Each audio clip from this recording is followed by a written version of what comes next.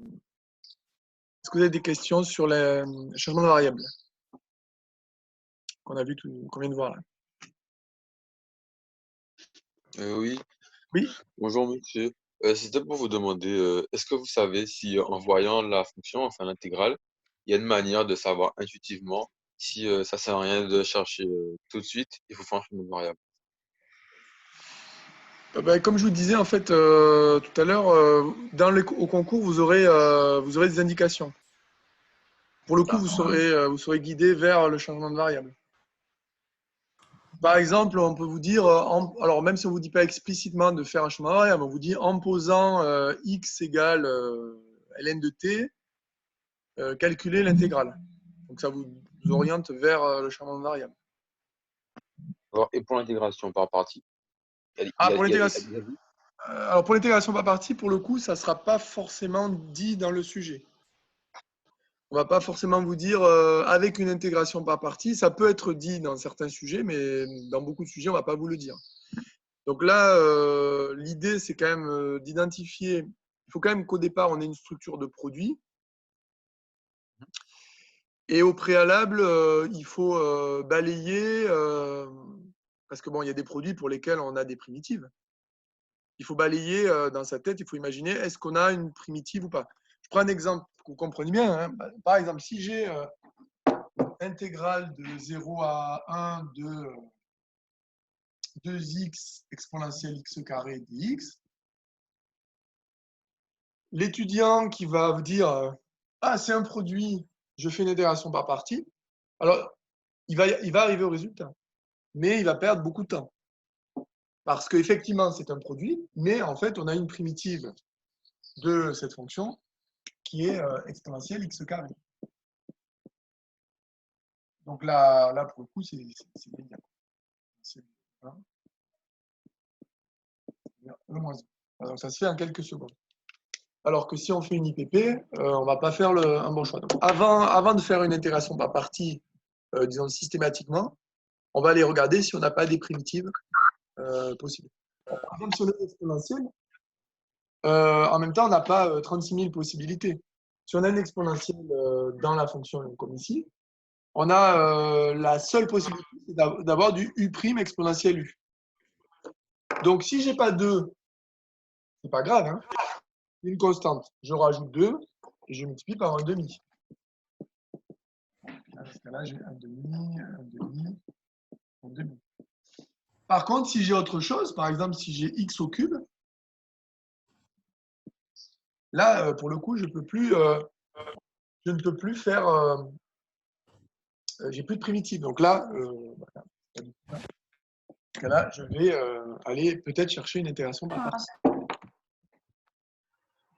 D'accord, merci. Voilà. Est-ce que vous avez d'autres questions là-dessus?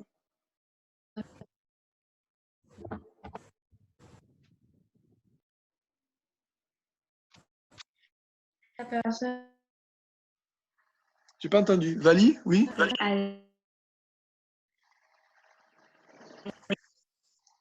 Je crois que c'est Vali qui. C'est Vali, c'est toi Vali qui parle ou... Attends, qui c'est qui parlait là?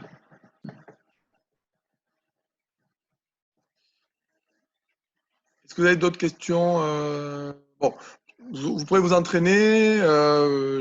Pour mardi, comme d'habitude, dimanche soir, dimanche à la journée, je vous enverrai le corrigé. Et puis, vous aurez déjà un premier entraînement sur les changements de variables. Et on refera des exercices pour vendredi. Voilà. Alors, s'il n'y a pas de questions, de toute façon, vous pouvez toujours me poser des questions au fil de la correction. On va passer au TD. Alors, le TD, on va faire un petit partage d'écran. Le TD, il est ici. Il est où? Il est là. Voilà. Alors, le TD, alors, il y avait un exercice de calcul d'intégrale à partir de primitives. C'est vraiment pour mettre en œuvre.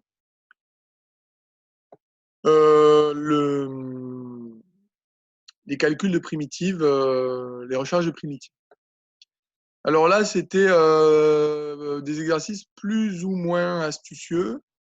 J'ai essayé de bien détailler les méthodes en montrant bien les structures qu'on avait pour trouver une primitive. avec parfois des petites manipulations. Par exemple, en I4, on va aller utiliser une puissance négative. Ici, par exemple, en I6, on va faire apparaître au numérateur le U'. On va avoir une structure U' racine de U. Et par exemple, en I7, où là c'était un petit peu plus dur, on avait déjà un petit travail de transformation à faire. C'est-à-dire qu'on n'avait pas immédiatement la primitive. Il fallait décomposer la fraction de manière à faire apparaître des primitives. Est-ce que vous avez des questions sur cet exercice? Bon, j'ai relativement détaillé le corrigé, mais il y a peut-être des points que vous n'avez pas réussi à comprendre dans le corrigé. Voilà, c'était assez long, il y a pas mal de choses à faire. Est-ce que vous avez des questions là-dessus? Est-ce qu'il y a des points que vous n'avez pas compris sur cet exercice? Ou est-ce que ça va?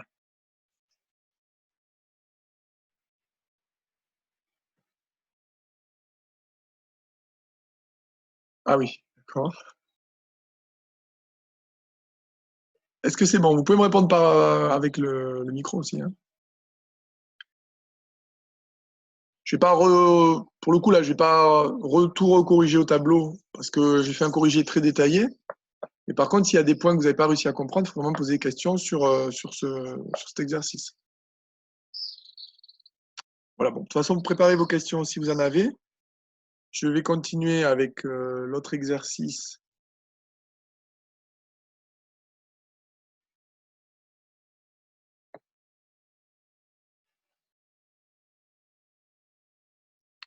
Exercice 3, c'est un calcul d'air. Alors en fait, on cherchait à calculer l'air en fait, qui se trouve ici. Alors je vais essayer de griffonner un peu. Voilà, j'arrive pas à griffonner. Ça marche pas. C'est ça. Toute cette partie-là, on va dire toute cette partie-là. On voulait l'air de cette partie-là. Et on va dire l'air de cette partie-là.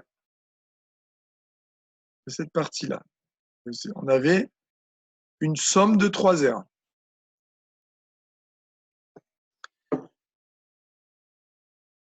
Donc là, on avait à faire la différence des deux fonctions pour avoir l'air entre les deux courbes. Alors ici, il y avait une courbe et une droite.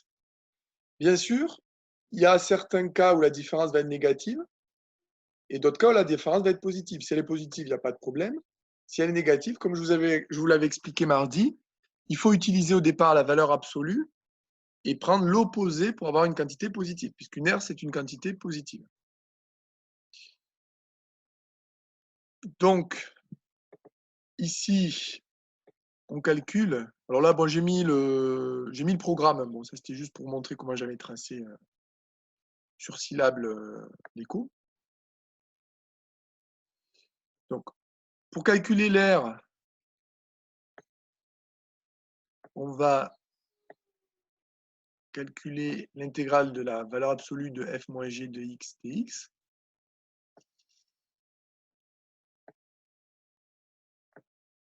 Alors, je vais mettre ta notation ici. C'est ce qu'on cherche à calculer. Alors, quand je fais la différence des deux fonctions, j'obtiens cette expression-là. Je ne peux pas intégrer la valeur absolue comme ça. La valeur absolue, vous avez vu, finalement, c'est une fonction qui est assez embêtante à manipuler. On se débrouille toujours pour essayer de l'enlever en regardant à quel moment l'expression est positive, à quel moment l'expression est négative. Donc là, c'est toujours la même stratégie. On va essayer d'enlever la valeur absolue. Et pour ça, il faut que je connaisse le signe de moins x carré plus 4x plus 3. J'ai la chance, j'ai deux racines évidentes qui sont 1 et 3. Et donc, je peux déduire le tableau de signes de l'expression. C'est une fonction polynomiale. Comme le premier coefficient est négatif, on aura une fonction qui sera croissante puis décroissante. Et donc, avec des quantités négatives, positives, négatives. Ça, vous êtes habitué, c'est ce que vous appeliez le signe de A à l'extérieur des racines et le signe de moins A entre les racines. Donc, à partir de là, sur l'intervalle 0,1 union 3, 4, c'est-à-dire à l'endroit où l'expression est négative, quand je vais enlever la valeur absolue, je vais prendre l'opposé, c'est-à-dire je vais prendre, au lieu d'avoir moins x carré plus 4x moins 3, j'aurai x carré moins 4x plus 3. Et sur l'intervalle 1, 3, l'expression est positive, donc il n'y a pas de problème, je peux enlever la valeur absolue sans modifier l'expression. Comme j'ai des expressions différentes, je vais utiliser la relation de Chasles. Et le vent qui est en train de déstabiliser mon installation. Je vais utiliser la relation de Chasles en trois temps, en trois morceaux. Là, ça fait beaucoup de bleu. Entre 0 et 1, entre 1 et 3, et entre 3 et 4. Donc, comme j'ai des expressions opposées, bon, je cherche des primitives. Hop. Primitives. Et ensuite, bon, il y a un calcul qui est un peu fastidieux, puisqu'il y a beaucoup de valeurs, et qui, au final, permet d'aboutir à une aire qui vaut 4. Alors, 4, ce n'est pas des centimètres carrés. 4, c'est 4 unités d'air. Une unité d'air, c'est l'aire d'un carré ou d'un rectangle. Tout dépend de votre repère, de l'unité de votre repère, de une unité. Donc, on aura 4 unités d'air. Si mon unité d'air, c'est 1 cm carré, ça fait 4 cm carrés. Par contre, si mon unité d'air, c'est 3 cm carrés, ça fera 4 x 3, 12 cm carrés.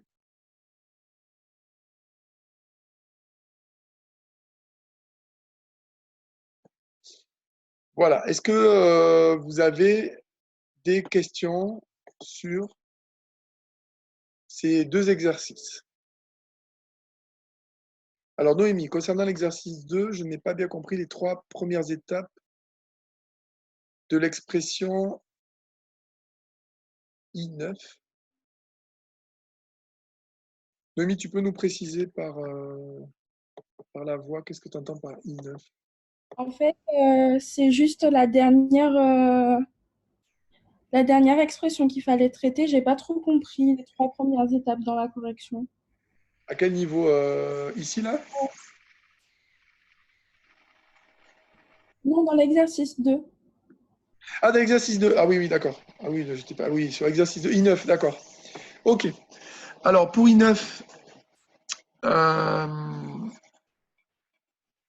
crois que je l'ai précisé ici. Voilà, en fait, alors, pour I9, je vais utiliser une primitive de U' racine de U. Si vous n'avez pas envie d'apprendre par cœur cette primitive, mais c'est une primitive qu'on rencontre assez souvent, vous pouvez utiliser aussi les puissances négatives, c'est ce que j'ai expliqué après. Mais bon, vous pouvez retenir qu'une primitive de U' racine de U, c'est 2 racines de U. Donc c'est ce qu'on va essayer d'utiliser dans I9. Alors dans I9, je me dis, tiens, j'ai du racine de U au dénominateur. J'ai du racine de U au dénominateur, donc j'aimerais bien avoir du U' au numérateur. Je regarde si j'ai du U'. Si j'ai pas du U', il faut que j'aille sur autre chose, intégration par partie. Peut-être si on me donne un changement de barrière, bon là on est sur d'autres problématiques. Bon, j'ai de la chance puisque U', donc U c'est 1 plus 3t carré, racine de U. U c'est 1 plus 3t carré. Donc, quand je dérive, je vais avoir du 6t. J'ai pas cité GT. Donc là, on a vu assez souvent, comme c'est juste, on a juste une constante à modifier. On va multiplier par 6 et on va multiplier par un sixième de manière à compenser le fait qu'on est multiplié par 6. Du coup, j'ai une structure ici de la forme U' sur racine de U. Donc, j'ai une primitive qui est 2 racines de U. Que je vais prendre Je vais prendre les images en 2 et en 1. Donc là, ce que j'ai fait, c'est que le 2, je l'ai mis en facteur avec le 1 sixième. Donc j'avais du 2 sixième en facteur. J'ai remplacé donc dans la racine carrée t par 2 et t par 1. 2 sixièmes, ça fait 1 tiers. Et après, je calcule séparément dans chacune des deux racines carrées. 2 au carré, ça fait 4. 3 fois 4, 12. 12 plus 1, 13. Et 3 fois 1 au carré, 3. 3 plus 1, 4. Et racine de 4, ça fait 2. Donc j'ai ce résultat-là à la fin. D'accord, merci. Voilà. Vous verrez à partir de mardi, il y en a peut-être qui ont commencé à travailler sur le TP d'informatique. Moi, vous verrez que vous allez mettre en place un programme qui permet de calculer des valeurs approchées d'intégrale. Et même moi, je veux dire, quand je fais votre corrigé, je vérifie toujours mes résultats pour vérifier qu'il n'y ait pas d'erreur. Hein. Je vérifie mes résultats avec Scilab. Donc, ça me donne une valeur approchée. Je vais comparer ce que j'ai trouvé avec la valeur approchée qui est donnée par Scilab. Ça permet de vérifier qu'on n'ait pas fait d'erreur. Alors, bien sûr, on peut le faire qu'à la maison. Si vous avez un devoir surveillé, vous ne pourrez pas le faire. Mais c'est un bon moyen de vérifier par vous-même si vous avez fait des erreurs de calcul. Est-ce que vous avez d'autres questions sur le TD? Ou est-ce que tout va bien?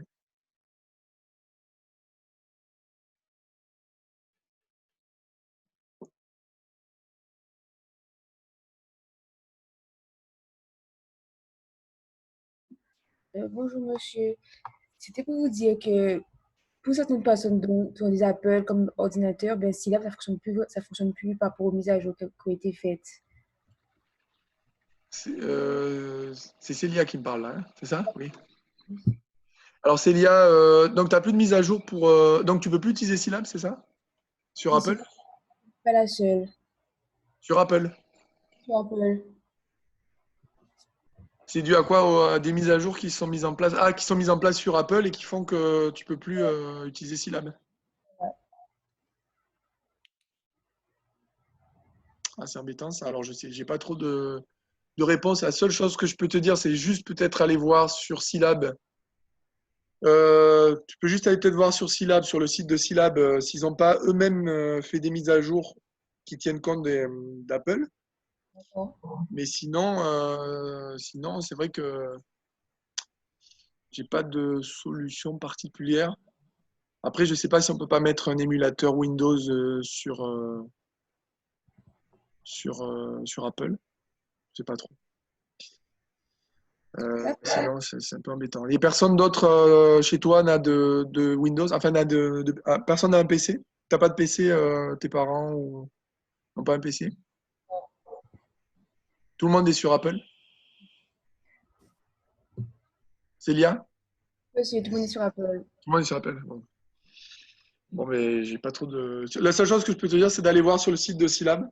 S'ils ont fait peut-être une mise à jour ou de télécharger la dernière version, de Scilab, quoi, et voir si ça fonctionne. Ok, merci. Bonjour, au revoir. Bien, mais si tout va bien, je vous dis à mardi. Ah oui, alors mardi, je voulais vous demander quelque chose. Est-ce que monsieur Delors fait toujours sa visio à 9 h ou pas? Pour mardi, là. À 10 h? D'accord. Donc, on aura le temps. Parce que je m'étais dit, s'il le fait à 9 h, il faudrait qu'on commence à 7 h parce qu'on a une grosse. Mardi, on a quand même une grosse session à faire, puisqu'on aura aussi l'informatique. Je pense que si on commence à 7h30, on devrait avoir réussi, on devrait finir pour 10 h. Devrait aller. Très bien. Mais s'il n'y a pas d'autres questions, je vous souhaite un bon week-end, un bon 1er mai. Et puis, je vous dis à mardi. Au revoir. Au revoir. Au revoir. Au revoir, monsieur. À bientôt.